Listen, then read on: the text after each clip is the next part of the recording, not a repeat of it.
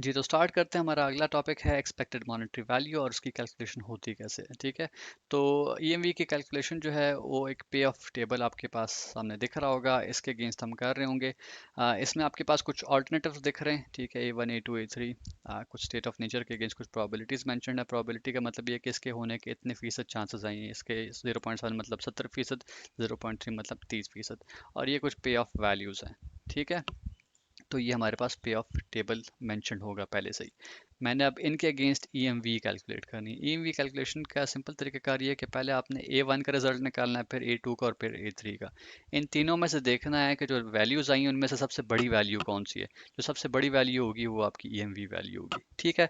तो अब ये वैल्यूज आएंगी कैसे? वैसे आएंगी कि आपने पहले A1 कैलकुलेशन के लिए आपने इस वैल्यू को, जो पी ऑफ है, जो कि A1 और स्टेट ऑफ नेचर के साथ लिखा हुआ है, इसको मल्टीप्लाई कर देना प्रोबेबिलिटी के साथ, ठीक है। तो इसको इसके साथ मल्टीप्लाई किया तो आपके पास जो रिजल्ट आएगा वो आएगा 17,500, ठीक है।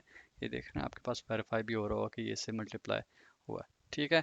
फिर अगला हमारे पास ये है कि दूसरी वैल्यू भी निकालनी है मैंने, तो मैंने 45,000 को 0.3 से मल्टीप्लाई कर देना, तो फिर मेरे पास 13,500 आ रहा होगा, ठीक है। इसको इससे मल्टीप्लाई किया तो 13,500 आया मेरे पास, ठीक हो गया। इसके अगेंस्ट जो मल्टीप्लिकेशन हुई और इसके अगेंस्ट जो मल्टीप्लिकेशन हुई उसको आपस में ऐड कर लेना है। ऐड करने पर मेरे पास 31,000 वैल्यू आ गई। तो A1 की जो वैल्यू आई मेरे पास वो आई 31,000।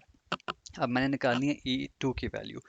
A2 में भी ये मैकेनिज्म फॉलो करना है, इस वैल्यू को इससे मल्टीप्लाई करना है, ठीक है। फिर ये जब मैं इससे मल्टीप्लाई करूंगा तो 24,500 आया मेरे पास। फिर A2 की दूसरी वैल्यू निकालनी है तो इसमें इसको मल्टीप्लाई करूंगा आपस में, तो मेरे पास आएगा 15,000। 15,000 आया, 24,500 आया, इनको आपस में मैंने ऐड कर लेना तो मेरे पास ये वैल्यू आई, ठीक है, 39,500।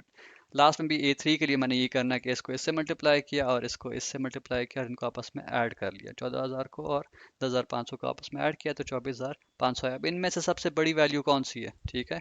तो बड़ी वैल्यू तो हमारे पास ये है, तो ये हमारी ईएमवी होगी, ठीक है। तो that's how EMV is calculated. आपने प्रोबेबिलिटी को पे ऑफ से मल्टीप्लाई करना है हर एक को।